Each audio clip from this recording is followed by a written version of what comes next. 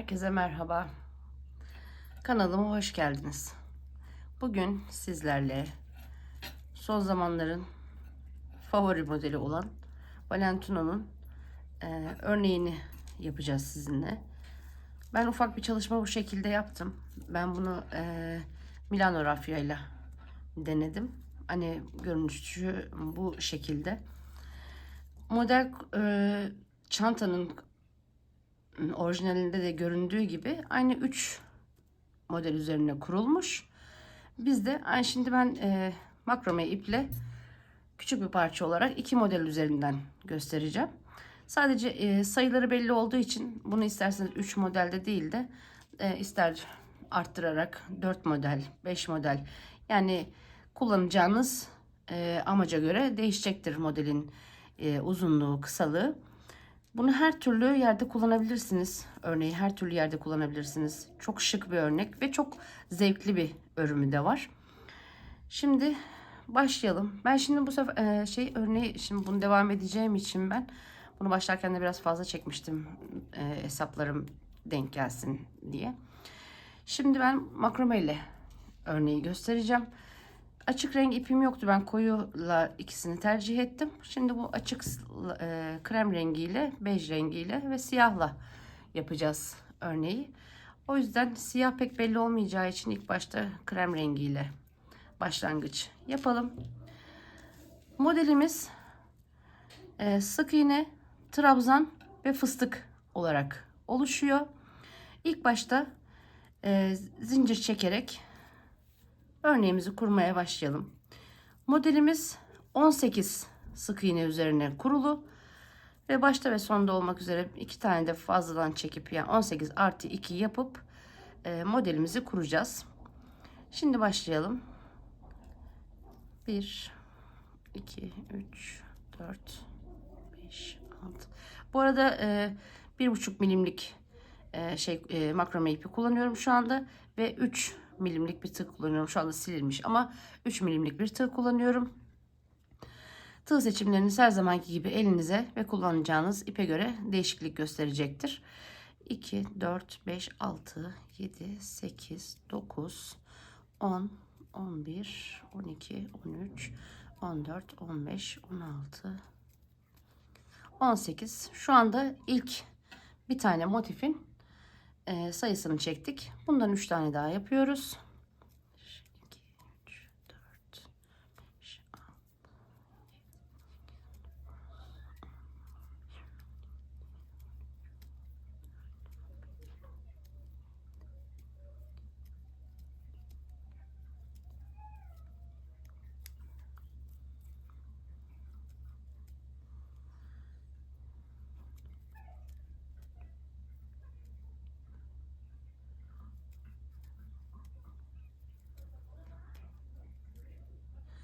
18, yani 3 tane 18 çektim. Üzerine 2 tane daha çekiyorum ve zincirimi ters çevirerek arka çizgilerinden, şu gördüğünüz arka çizgilere batarak bir sıra boyunca her ilmeğe birer tane olacak şekilde sık iğne yapacağız.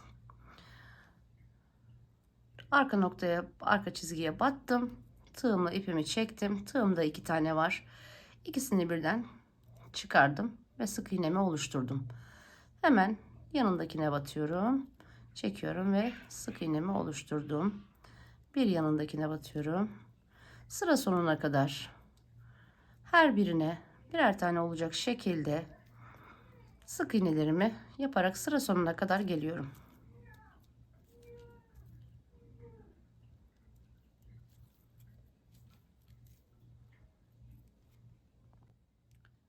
Evet, sıra sonuna kadar geldim. Son 2 tane ilmeğim daha var. Hemen onları da yapıyorum. Bu arada eğer bu örneği benimle beraber örmek isterseniz kanalıma ücretsiz bir şekilde abone olup bir beğeni ve yorum yaparsanız ve destek olursanız sevinirim. Şimdi bir sıra sık iğnemizi yaptık. Şuradan tekrar yeniden bir gösterme yapayım. Modelimiz 6 sıra üzerine kurulu. Yani 6 tane kahverengi, 6 tane siyah, 6 tane kahverengi, 6 tane siyah veya işte hangi renkleri kullanıyorsanız o şekilde kurulumu gerçekleşecek. Şimdi 2 sıra sık iğnemiz var. Ondan sonra bir üst sırada model kurulumunu gerçekleştireceğiz. Şimdi ilk sık iğnemi yaptım. Görüntüm bu şekilde. Bir sıra sık iğnemi yaptım. Bir tane zincirimi çekiyorum ve örgümü ters çeviriyorum. Hemen dibine gelen zincir çektiğimin hizasındaki ilk ilmeğe batarak bir sıra daha sıra sonuna kadar sık iğne yapmaya devam ediyoruz. Bir sonraki sırada örnek kurulumuyla devam edeceğiz.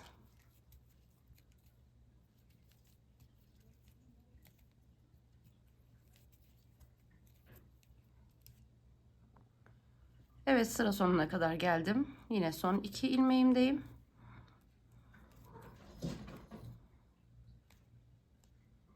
İlmeklerimi yaptım. Şimdi yine bir zincir çekiyorum. Örgümü tekrar terse çeviriyorum. Hemen sıradaki ilk boşluğa, zincir dibine bir tane sık iğne yaptım. Yanına bir ve bir tane daha, 3 tane sık iğne yaptım. 3 tane sık iğneyi yaptıktan sonra bir, iki zincir çekiyorum. 2 zincir çektikten sonra 2 ilmek atlayıp 3. ilmeğin içerisine ilmek kaydırmayla birleştiriyorum ve üzerine tekrar yeniden alıp 1 2 3 atlayıp dördüncünün içerisine batarak ikili trabzanlar yapacağım. Yalnız ikili trabzanları çok aşırı derecede uzun çekmiyoruz. Bu benim deneme yaptığım, yani ilk başladığım örnekti. Biraz daha uzun çekmişim. Yani biraz daha kabarık oldu bu kısımları. Şimdi bir tık daha kısaltarak devam edeceğim bunda. Arada da şu ilk sık iğnemi bir yapayım. İşte trabzanımı. Bu sık iğne ile örneğimizin arasında da 7 tane boşluk kalıyor. 1, 2, 3, 4, 5, 6 ve biz 7.'nin içerisine örneği kuruyoruz. Şimdi bir tane ikili trabzanımı yaptım. Bir tane zincir çekiyorum. Tekrar üzerine alıyorum. Aynı zincir boşluğunu, sık iğne boşluğunun içine batarak yanına bir tane daha ikili trabzan yaptım. Ve toplamda 7 tane olacak şekilde ikili trabzan yapacağız. Aynı boşluğun içerisine. Bu üçüncü. Araya bir tane zincir. Bu 4. Bir zincir. 5. Bir zincir. 6. Bir zincir. Ve 7. Aynı boşluğun içerisine aralarında birer tane zincir olacak şekilde 7 tane ikili trabzanımı yaptım. Şimdi sayıyorum. Son kaldığım boşluktan itibaren 1, 2, 3 tane atlıyorum ve dördüncünün içine ilmek kaydırmayla birleştirdim. Ve 2 tane zincirimi çektim. 1, 2 atlayıp üçüncüye batarak 5 tane yan yana sık iğne yapacağım. 1, 2, 3, 4 ve 5. Araya 5 tane sık iğnemi yaptım. Şimdi tekrar 2 zincir çekiyorum. Üzerine almadan 1, 2 atlayıp 3. sık iğneye ilmek kaydırma yapıyorum. Ve tığımın üzerine ipimi alıyorum. 1, 2, 3 boşluk atlayıp dördüncünün içerisine aralarında birer tane zincir olacak şekilde tam 7 tane ikili trabzan yapıyorum. Çok aşırı uzatmıyorum.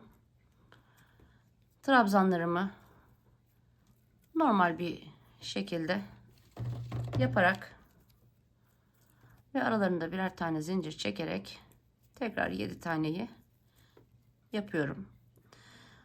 Çok uzatmamamızın sebebi de aşırı bir potluk olmaması için, hani örgünün görüntüsünde bir bozukluk yaratmaması adına çok uzatmadan boşluklarımızı 1 2 3 4 5 6 ve sonuncusu 7.'yi de yaptım ve sayıyorum. 1 2 3 atlayıp dördüncüsünün içerisine ilmek kaydırma ile birleştirdim. 1 2 zincir çekiyorum.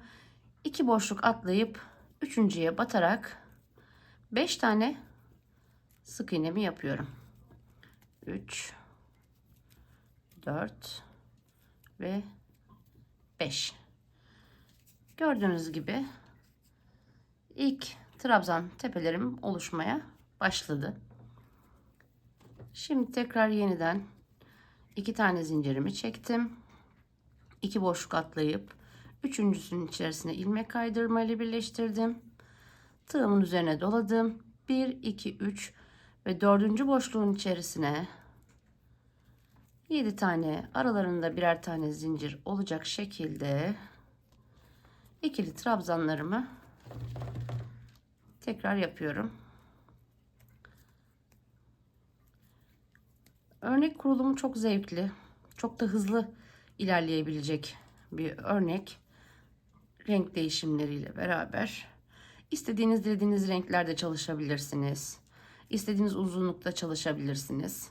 Normal çantanın orijinal çantanın modeli 11 tane motif üzerine kurulmuş. Hani 11 sıra üzerine kurulmuş.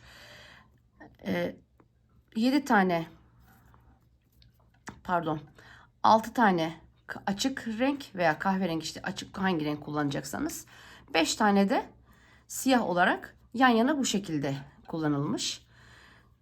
İnşallah kısmet olursa örneğimi bitirdikten sonra da çantanın bitmiş haliyle de tekrar yeniden video paylaşırım.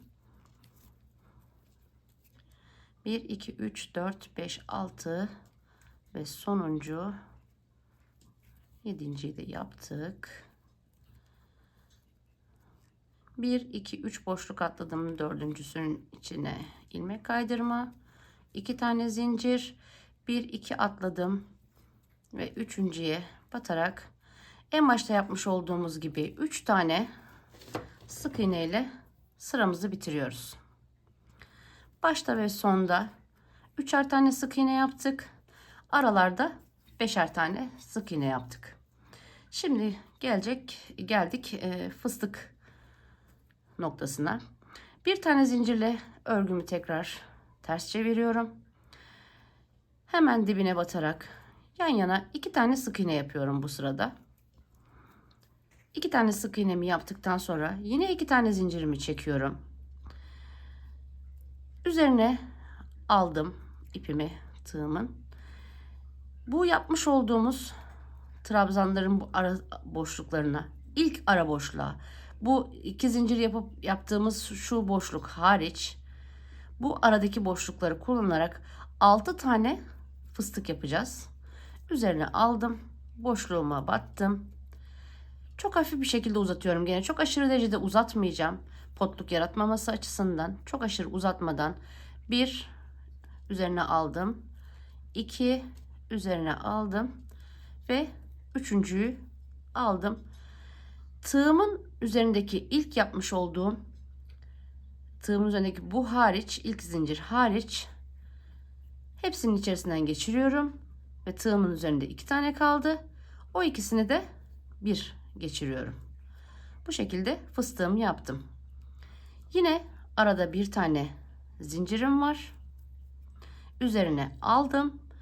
Bir diğer boşluğun içerisine geçerek yine aynı şekilde 3 tane dolayarak fıstığımı yapacağım. Bu birinci, bu iki, üzerine aldım ve bu da üçüncü. Yine tığımın üzerindeki hariç hepsini içinden geçirdim. Tığımda 2 tane var. 2 tanesini de bir olarak geçirdim. Bu bizim örneğimizin arka tarafı. Bizim kullanacağımız tarafımız, yani modelimizin ön tarafı, fıstıkların arka tarafı, yani bizim yaptığımızın arka tarafı olarak kalacak. Şimdi aynı şekilde devam ediyorum. Araya bir tane zincir çektim. Üzerine aldım. Ve 1, 2, 3 kere çektim. Son 2'yi çektim.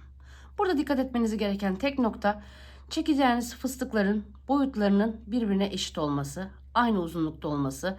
Biri uzun biri kısa olursa dalgalanmalar, potluklar yaratabilir. O yüzden oraya özen göstermeniz gerekiyor. Üzerine aldım. Hemen bir diğer boşluğa geçtim. Uzattım. Aldım. 1, bu 2 ve üçüncüyü aldıktan sonra hepsini geçiriyorum. Tığımdaki son hariç 2 tane var. 2 taneyi de bir çektim ve arada bir tane zincir. Tekrar üzerine aldım. Bir diğer boşluğun içerisine geçtim. 1, 2 ve 3 tane.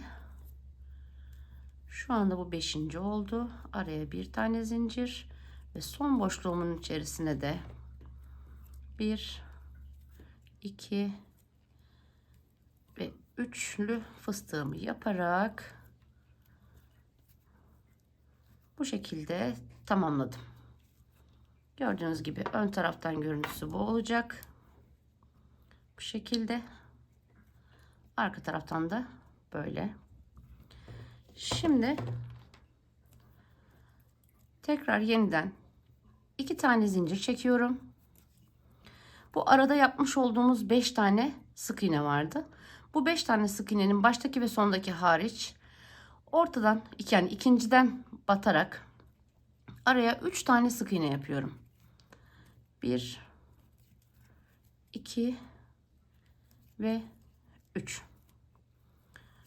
Şu şekilde.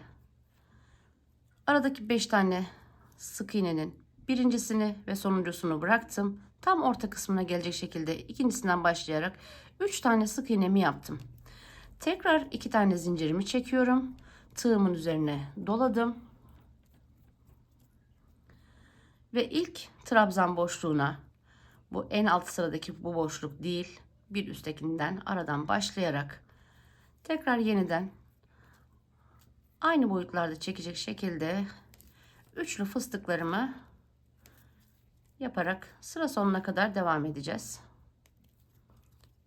Aralarında birer tane zincir çekiyorum yine. 1,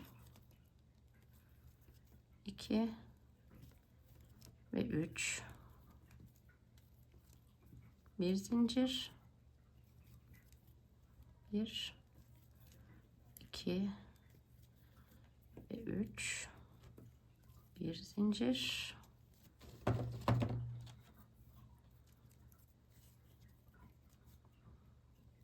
Tekrar araya giriyorum.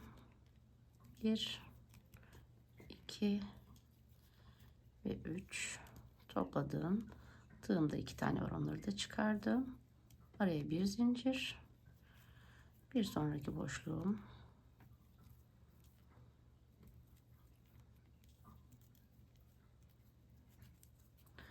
Bu 5. oldu. Bir zincir. Bu da sonuncusu.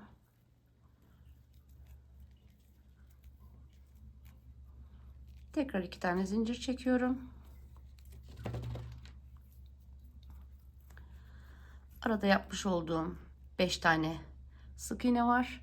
5 tane sık iğnenin ilki değil, ikincisine batarak 3 tane yan yana sık iğnemi yapıyorum. 3, 1, 2 zincirimi çektim.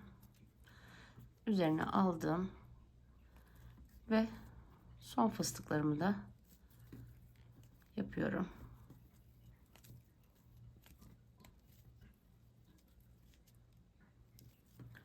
Dediğim gibi örnek çok zevkli. Dikkat etmeniz gereken bir iki tane püf noktası var sadece.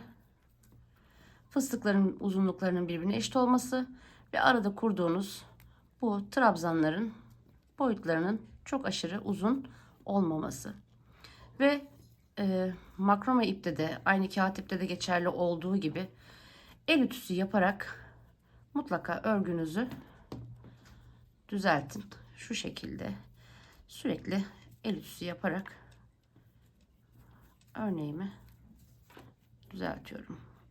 Gördüğünüz gibi bunu da bitirelim.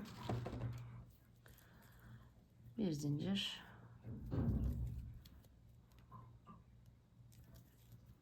Dediğim gibi bunları eşit çekerseniz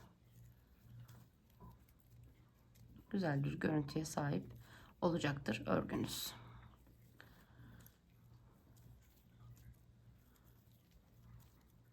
Bir zincir ve son fıstığımı da yapıyorum.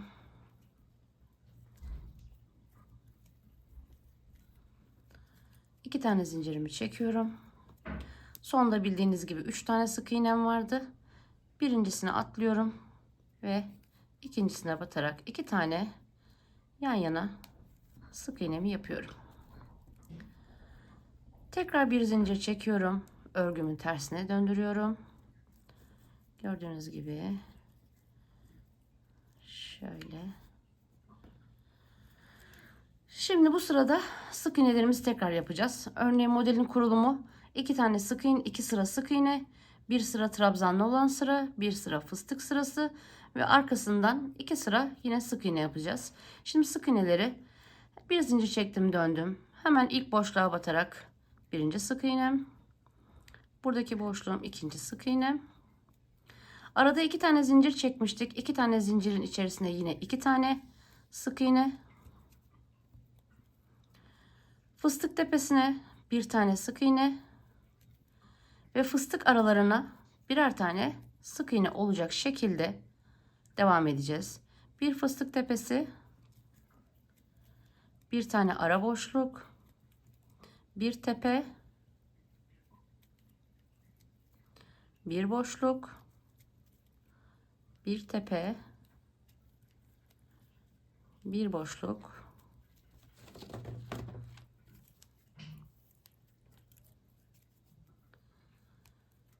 yine tepesine fıstık tepesi, ara boşluk, son fıstık tepesine de battım. Zincirli kısma geldim. 2 tane zincirim vardı. 2 tane sık iğne yapıyorum. Arada 3 tane sık iğnem vardı. Her birine birer tane olacak şekilde birer tane sık iğne yapıyorum. Ara zincirime 2 tane ve fıstık tepesinden başlayarak bir tepe, bir ara boşluğa, bir tepeye, bir ara boşluğa olacak şekilde sıra sonuna kadar tekrarlayarak işlemleri devam ediyoruz.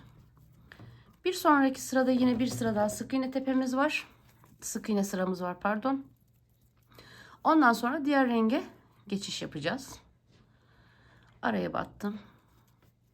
Şimdi tepe, ara, tepe, zincir boşluğuma 2 tane.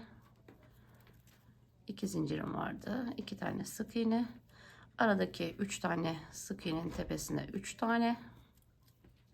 2 3 ve 2 tane yine tepe, boşluk.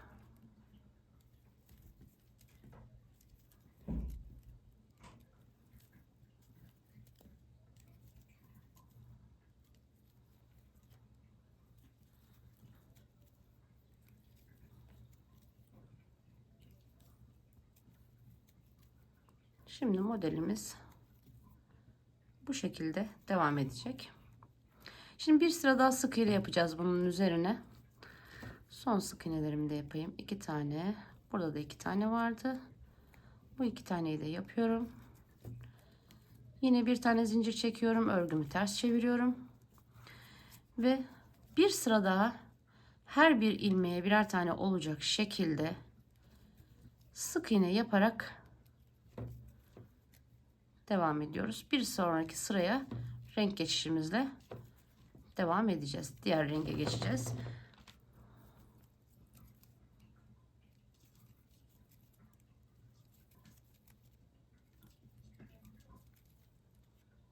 Evet, sıra sonuna kadar geldim. Son 2 ilmeğim. Şimdi renk değişimi yapacağız. Son ilmeğime battım. İpimi çektim ve burada bekletiyorum ve siyah rengime geçiş yapacağım. İpimi aldım. Tığımda 2 tane krem rengi ipim var. Bu ipim burada. Siyah ipimi de yanına alıyorum. İkisinin içerisinden bitişimi siyah iplikle yapıyorum. Ve kremle işim bitecek. Onu keseceğim şimdi. 1, 2, 3 zincir. Bir tane daha çekelim. 4 zincir çekerek geriye döneceğiz. Ama bu ipler kaçmadan ilk önce bunları bağlayalım. Sıkı bir şekilde bağlıyorum, gevşeklik oluşmasın ilmekler arasında diye. Daha sonra bunları saklayacağız.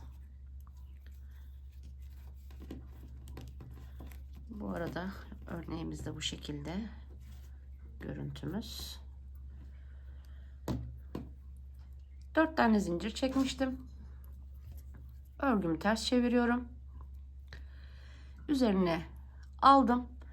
Şimdi bu sırada trabzanlı sıra olarak başlayacağız. Şu şekilde bu trabzanlı sıradan başlayacağız ve örneğimizi yarım başlayıp araya 2 tane tam ve gene yarım olacak şekilde bir devam edeceğiz. 4 zincir çektim, üzerine doladım. Hemen ilk ilmekten başlayarak yine çok aşırı uzun olmayacak şekilde normal boyda trabzanlarımı yaparak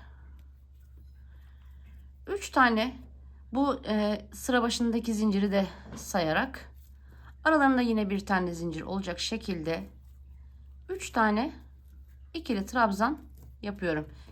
Sıra başındakiyle beraber 4 olmuş oluyor bu arada.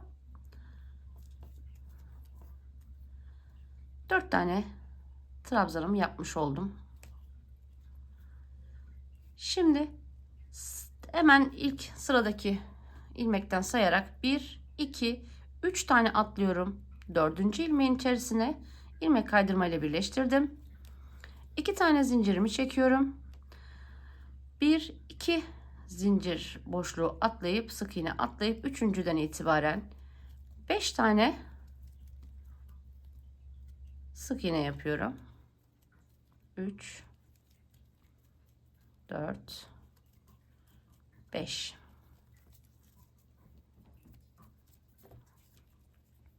2 zincir çektim.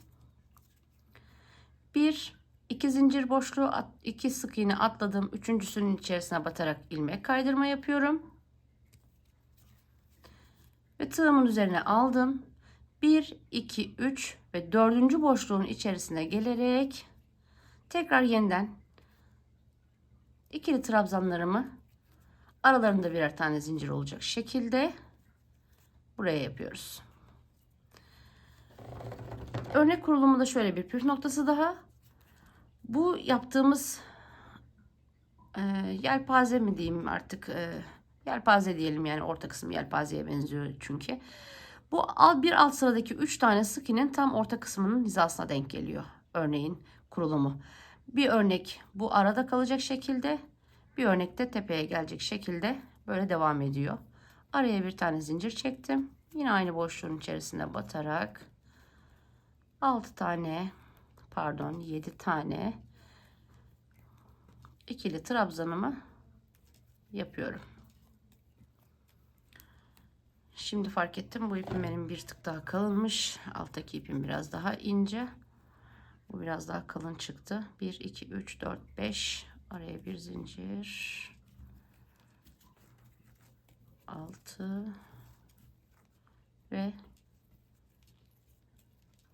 7. 1, 2, 3, 4, 5, 6 ve 7. Hemen sıradaki ilmekten sayarak 1, 2, 3, 4. boşluğun içerisine ilmek kaydırma yapıyorum. 2 tane zincirimi çektim. Bir iki boşluk atlayıp üçüncüsünün içine yan yana 5 tane sık iğnemi yapıyorum.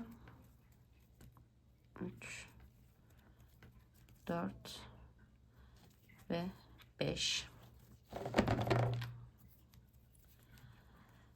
Tekrar 2 tane zincirimi çektim. 1 2 3 atlayıp dördüncüsünün içerisine, pardon, 2 atlayıp üçüncünün içerisine ilmek kaydırma. Tığımın üzerine doladım. 1 2 3 ve dördüncü boşluğumun içerisine gelerek aralarında birer tane zincirli 7 tane ikili trabzanımı yapıyorum. 2 3 4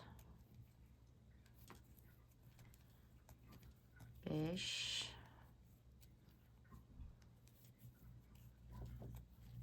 6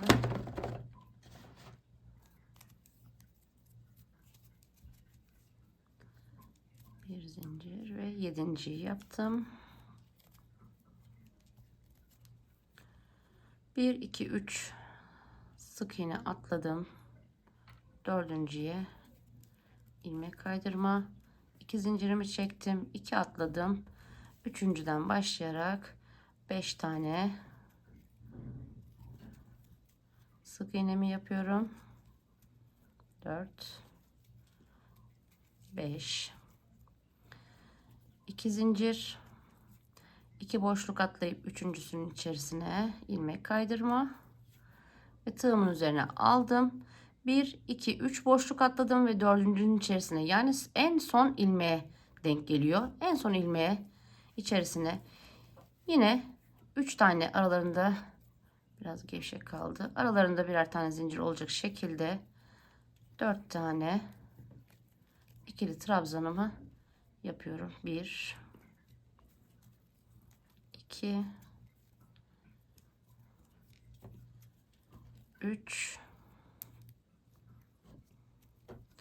ve korkma kızım, sen neden korkuyorsun?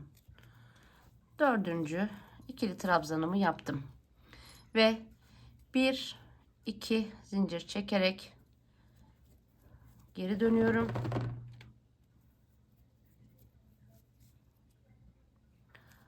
İki zincir çekmeyeyim. Bir zincir çektim, geri döndüm. Üzerine alarak boşlukların içerisine 4 tane trabzan yapmıştık. 1 2 3 boşluğumuz var. 3 boşluğumuzun içerisine üçerli fıstıklarımızı yapıyoruz. Bu 1 2 ve üçüncüyü doladım. Tığımın üzerindeki hariç hepsinden geçirdim. Tığımda 2 tane var ve son geçirdim.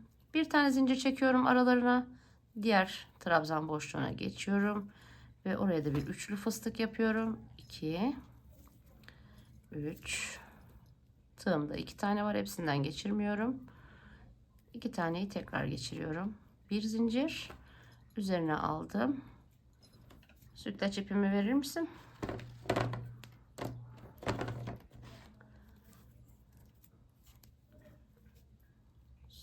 Son fıstığımı da 1 2 ve 3. Gördüğünüz gibi boşluğun içerisine 3 tane fıstığımı yaptım. Şimdi 2 tane zincir çekiyorum. 1 2 zincirimi çektim. Beşli sık iğnelerimin olduğu yere geldik. Başta ve sondaki ilmekler hariç ikinci ilmekten başlayarak, ikinci sık iğneden başlayarak 3 tane sık iğnemi yapıyorum. 2 3. Tekrar 2 tane zincir çekiyorum. Üzerine aldım ve ilk trabzan boşluğundan başlayarak alttaki sıradaki gibi tam dibindekinden değil, ilk gördüğümüz boşluktan, zincir boşluğuna, yani bir zincir çektiğimiz boşluğa gelecek şekilde yine aynı şekilde üçlü fıstıklarımızı yaparak devam ediyoruz. Üçlü çıkardım. Araya bir tane zincirimi çektim. Üzerine aldığım bir diğer boşluğa geçtim. 2 3. Bu şekilde yaparak aynı işlemleri tekrar ederek fıstıklarımı yapacağım. 2 zincirimi çekeceğim. Araya 3 tane sık iğnemi yapacağım. 2 zincirimi çekeceğim. Fıstığımı yapacağım. 2 zincir, 3 sık iğne, 2 zincir ve buraya da 3 tane fıstığımı yaparak geliyorum. Evet, sıra sonuna geldim. Son fıstığım kaldı. 2 taneyi yaptım. Ve üçüncüyü de yaparak 2 3 topladım ve bitti. Bir tane zincir çekiyorum. Örgümü ters çeviriyorum. Ve şimdi sık iğne sırasına geldik. Hemen ilk tepe, fıstığın tepesine geliyor ilk sık iğne. İlk sık iğnemi yaptım. Bir tepe, bir boşluk, bir tepe, bir boşluk ve bir tepe. Arada çektiğimiz 2 tane zincirlerimiz vardı. Zincirlerimizin üzerine ikişer tane sık iğne. 1 2. Aradaki 3 tane sık iğnemize yine her birine birer tane, 3 tane. Ara 2 tane ve fıstık tepesi, ara. Bu şekilde devam ederek sık iğne sıramızın ilkini bu şekilde tamamlıyoruz. Ve üzerine bir sıra daha sık iğne geçerek örneğimiz tamamlanmış oluyor. Yani tam 6. sırayı, şu anda 5. sıradayız. 6. sırayı da o şekilde tamamlamış oluyoruz.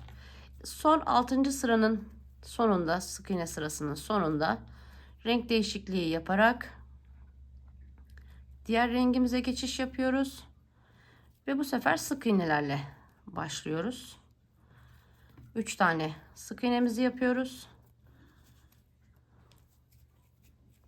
Şu alt kısımdan bahsediyorum. Şuradan 3 taneyi yapıp tekrar örneğimizi artık bu şekilde tekrar ede istediğiniz boyutta gelene kadar, ister onlar gibi markanın orijinali gibi büyük bir çanta yapabilirsiniz. İsterseniz clutch tarzında yapabilirsiniz. Yani o kadar çeşitli bir şekilde yapabilirsiniz ki örneği. Bu tamamen artık sizin hayal gücünüze, nasıl bir çanta tasarladığınıza göre şekillenecektir. Son sıraya doğru da gelelim. Beraber. Bir boşluk, bir tepe olarak yelpazelerin üzerine yapıyorum.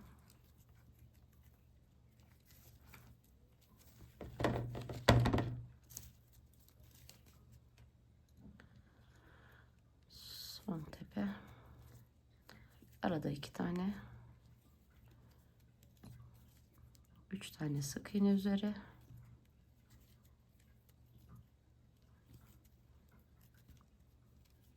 İki tane zincir. Ve yine son olarak fıstıkların tepesine geldim. Bir tepe, ara, tepe, ara ve son tepeye batarak şu şekilde son tepeye de batarak sık iğnemi yaptım ve bir zincirle örgümü geri çeviriyorum ve aynı şekilde yine her ilmeğe birer tane gelecek şekilde bu sırayı da sık iğne olarak tamamlıyoruz. Dediğim gibi artık bundan sonra kurulum örnek bu şekilde. 6 sıra krem rengi, 6 sıra siyah, 6 sıra krem rengi ve 6 sıra siyah olacak şekilde devam ediyoruz. Şöyle bir el ütüsü yapalım, düzeltelim.